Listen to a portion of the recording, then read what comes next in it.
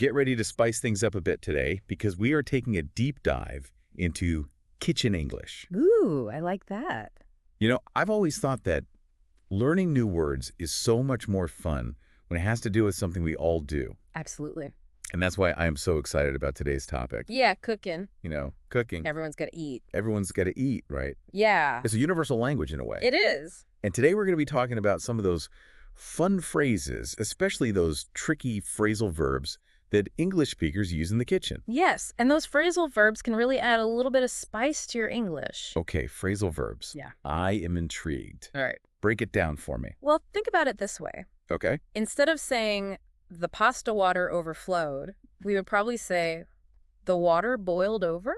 Oh, yeah. It just paints a more vivid picture, doesn't it? Yes, it does. And that's the magic of phrasal verbs. Okay. They're like those secret ingredients that kind of just elevate a simple dish into something delicious. That's a really good analogy. I like that. Yeah. So, okay, so it's like saying I quickly made dinner versus I whipped up dinner. Exactly. Whipped up just has this like Yeah. effortless. Effortless fun. Precisely. Yeah. I'm starting to see how understanding these kitchen-related phrasal verbs would help me level up my English game. Absolutely. And it's not just about being able to understand them, but also to be able to use them Right. so that you can express yourself with a bit more nuance and a bit more confidence. Whether I'm Swapping recipes with a friend or yeah. like reading a cookbook or even watching like a cooking show, right? Absolutely, yeah. Okay, let's dive into some of these secret ingredients then. Let's do it. What do we got? All right, well, let's start with one we've already touched upon, which is boil over. Okay. It's a classic kitchen mishap Oh, tell me about it. that I think most of us have experienced at some point, right? Last week, I was trying to do it all. Answer emails, fold laundry, and make pasta. All at the same time. Multitasking. My stovetop ended up looking like a Jackson Pollock painting. I can imagine. Very saucy, starchy Jackson Pollock painting. Well, we've all been there. Yeah.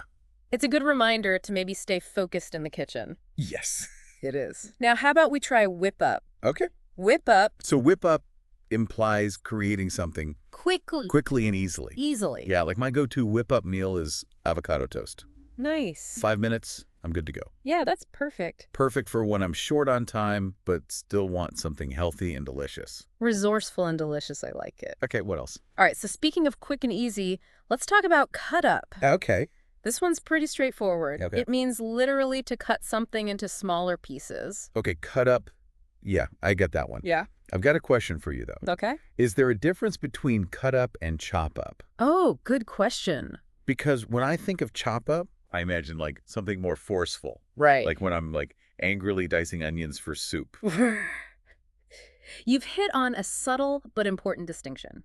Okay. So chop up often implies, as you said, kind of a more vigorous action Okay. that results in smaller, rougher pieces. Okay.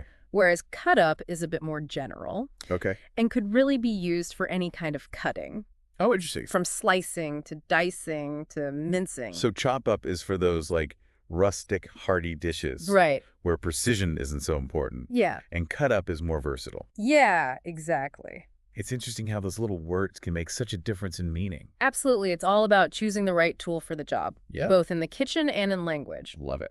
Now, let's stir things up a bit with stir in. Okay. Stir in. All right, give it to me. Stir in means to add an ingredient and mix it thoroughly into a dish. Okay. So you're incorporating it fully. Okay, so stir in is all about like creating those like beautiful, harmonious flavors. Yeah. I always feel like a culinary artist when I'm carefully stirring in my spices and herbs. Yeah. Like transforming this simple dish into something extraordinary. Absolutely. Like a pinch of smoked paprika Yeah. can really elevate a bowl of hummus. Yes. It's all about bringing all those elements together. I'm loving these. Okay, what's next? All right. So finally, let's heat things up. Literally. Literally, with heat up. Okay. Heat up simply means to warm something up. Okay. Whether it's on the stove, in the oven, or in the microwave. Heat up. Yeah, I use this all the time, Yeah. especially on busy weeknights when I don't have the energy to cook from scratch. Right. Leftovers have never tasted so good. I don't know about you, Yeah. but have you ever just stared into your fridge, hoping something would magically heat itself up? Haha. Yeah, we've all been there. It's that universal culinary dilemma. It is. But it's amazing how these simple phrases, like heat up or boil over Mm. can evoke so many shared experiences and even emotions. It's like they're little windows into our daily lives. I love that. Yeah. Little windows into our daily lives. I love that. I like that a lot. Okay, so we've covered some of the basics here. Yeah, the workhorse phrasal verbs. Yeah. The ones you'll encounter in pretty much any kitchen. What else have you got? Okay, well, imagine this. Okay. You're planning to make a delicious soup, Right. but you realize the chicken that you prepped is still frozen solid. Oh, no. What do you need to do? It's all about patience. Yes. Time to thaw out that chicken. Thaw out that chicken. And, sometimes thawing out feels like it takes an eternity, It does. especially when you're hungry and you're just like eager to get cooking. Oh, absolutely. Yeah. Indeed, thawing out can be a true test of patience. Yes, it is. But once that chicken is ready, you'll be well on your way to a comforting bowl of soup. Okay, I like where this is going. Now, let's shift gears a little bit and talk about two phrasal verbs that often cause some confusion. Okay. Chop up versus slice up. Okay, I think I have a general idea, Yeah. but I would love to hear your expert take on it. All right, so as you pointed out earlier, chop up often implies a more vigorous action, Okay. kind of resulting in smaller, less uniform pieces. Okay. Think about chopping vegetables for a stew or like a hearty salad. Mhm. You want those rustic, chunky pieces. So chop up is about embracing those Yes. imperfections, those happy little accidents that make a dish unique. Exactly. I guess. Now, slice up is a bit more refined. Right. It involves creating those thin, even cuts that are perfect for sandwiches or pizzas or, delicate salads. So slice up is about precision, Yes. elegance. Elegance. Like when I'm carefully slicing up like a ripe tomato for a caprese salad, Perfect example. I want those, like perfect rounds. Yeah. Showcasing the beauty of the ingredients. It's all about choosing the right technique Yes. to highlight the flavors and the textures of your dish. It's like we're decoding a culinary language, right? Yes. Each phrasal verb Yes. is like a brushstroke, Uh, adding depth and detail to the picture that we're painting with our words. Beautiful. I love it. Now, let's talk about a phrasal verb Okay. that's essential for maintaining a tidy kitchen Okay. and a peaceful mind. Ah, yes. I'm talking about clean up or wash up. The less glamorous side of cooking, It is, but equally important. but equally important, yeah. So clean up seems pretty universal, Oh. referring to tidying the entire cooking area. Yeah. But I've noticed that wash up is often used more specifically for dealing with the dishes. That's interesting, yeah. Is I that, have noticed that too. is that maybe a regional thing? You think so? You're right. Yeah. Wash up is more common in British English when referring to dishes. It's a subtle difference, but it shows how even simple actions can have variations in language depending on where you are in the world. I love those little linguistic adventures. Yes. Discovering those regional nuances. It's a beautiful thing. It is. Now, speaking of beautiful things, let's talk about a phrasal verb that has a dual meaning. Ooh, I'm intrigued. Boil down. Okay, boil down. Boil down. So in its literal sense, boil down means to reduce a liquid by simmering it until it thickens. Right. Like when you're making a rich and flavorful sauce. Exactly. It's all about concentrating those flavors. Okay. But here's where it gets really interesting. Okay. Boil down can also be used metaphorically to signify reducing something to its essence, I like that. its core idea, its principle. Wow, that's a really cool connection. Yeah. It's like taking a complex problem and like boiling down to its most essential elements. Exactly. Okay. So it adds that depth and that richness to our communication. I love it. Now, I think it's time to put all these wonderful phrasal verbs into action. Yes, let's do it. Are you ready for a little challenge? Absolutely. Bring it on. Right. I'm feeling like a master chef ready to wield these phrasal verbs like culinary tools. Right. What do you have in mind? Well, I want you to close your eyes Okay. and imagine that you are in your kitchen, Oh. about to embark on a delicious cooking adventure. All right. And I want you to tell me, how would you describe your process? Using the phrasal verbs that we've discussed today. Okay. Don't be afraid to get creative and have fun with it. All right, here we go. All right. The sun is streaming through my kitchen window. Perfect. I'm feeling inspired to make something special. All right. I think I'm going to whip up a vibrant summer salad. Sounds delicious. But first, I need to check on those juicy strawberries that I bought earlier. Uh-huh. They're still a bit chilled. Okay. I'll just let them sit on the counter for a while to thaw out. Sounds like a perfect start to a summery meal. What's next on your culinary agenda? Well, while those strawberries are thawing out, Okay. I think I'll chop up some fresh cucumbers and bell peppers. Oh, right. I love that, like, satisfying crunch Yeah. they bring to a salad. Uh-huh. And to add a touch of sweetness and zest, Yeah. I'll slice up some juicy oranges. Nice. And maybe even a handful of ripe blueberries. Your salad is sounding absolutely delicious. I can Yeah. already picture all those vibrant colors and flavors. Yeah. Now, what about a dressing? Ooh, good question. Are you planning to make your own? Of course. Yeah.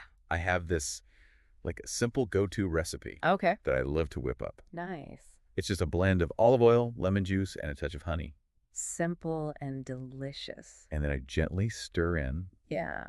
some freshly chopped herbs, maybe some mint and basil to give it that extra burst of freshness. Your use of phrasal verbs is truly impressive. Oh, thank you. What's the final step in your salad creation?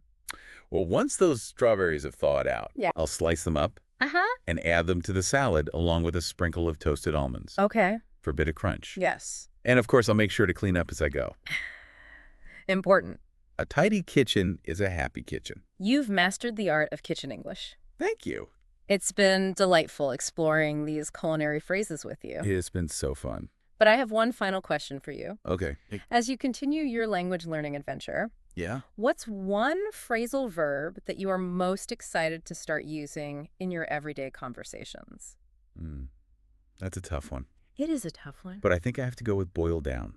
Oh, nice. I love the connection between its literal and metaphorical meanings. Yes. You know, Yeah. it's like a reminder that even the most complex things can be broken down into their essence. Yeah. You know? Uh-huh. And who knows, maybe I'll even impress my friends Uh-huh. with my newfound kitchen English knowledge. I think you will. You know what's fascinating to me? What's that? It's how learning a few simple phrases Yeah. can completely change the way you approach, cooking and even talking about food. It's like you've unlocked a secret code. Yeah. And suddenly you have this new vocabulary to describe the tastes, the textures, even the emotions that go along with creating a meal. Exactly. And it's not just about being able to express myself more clearly. Yeah. It's also about understanding recipes and cooking shows on a deeper level. I agree.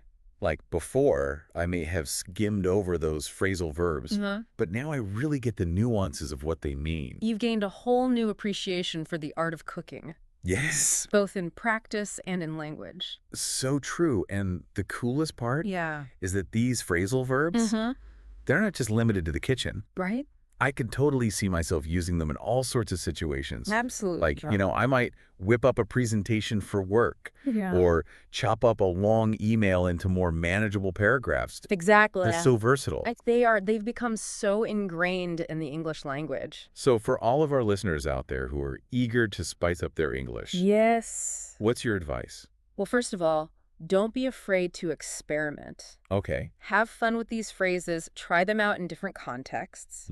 See what feels natural. Yeah, I like that. It's all about finding those little ways to make language your own. And here's a little challenge for you. Okay.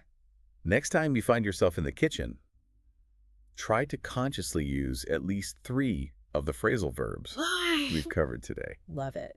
You might be surprised at how easily they flow and how much they enhance your communication. I think so. As we wrap up this deep dive, Yeah. I'm left with this feeling of, excitement. Go. It's like I've opened up a whole new world of culinary expression. It is a fascinating world filled with so much creativity. And I can't wait to keep exploring. And that's the beauty of language learning. Yeah. It's a continuous journey of discovery. And there's always something new to savor. Now, who's ready to get cooking? Let's go. It is filled with so much creativity. And I can't wait to keep exploring. And that's the beauty of language learning. Yeah. It's a continuous journey of discovery. Yep. And there's always something new to savor. Now, who's ready to get cooking? Let's go. Let's go. It really is incredible how much our language is influenced by the things we do every day. It's true. And, cooking is such a huge part of, our lives, our culture. Absolutely. And the way we talk about food. It really is. It says so much about who we are. It does. And, I think back to some of those early conversations I had when I was first learning English. And I remember feeling so lost when people would start using these kitchen-related phrasal verbs. Oh, yeah. And I'd just be like, nodding along, pretending I understood. Right, right. But now I feel like I can actually join in the conversation. Yeah, and contribute. And, share my own culinary experiences. It's empowering, isn't it? It really is. It's like a whole new world has opened up. It has. And, it's not just about the language itself. It's about the connections I can make with people. Exactly. Through food and through sharing stories and recipes. That's what it's all about. Yeah, it's a beautiful thing. It is. So as we wrap up this deep dive into kitchen English, yeah, I want to leave our listeners with one final thought. Okay.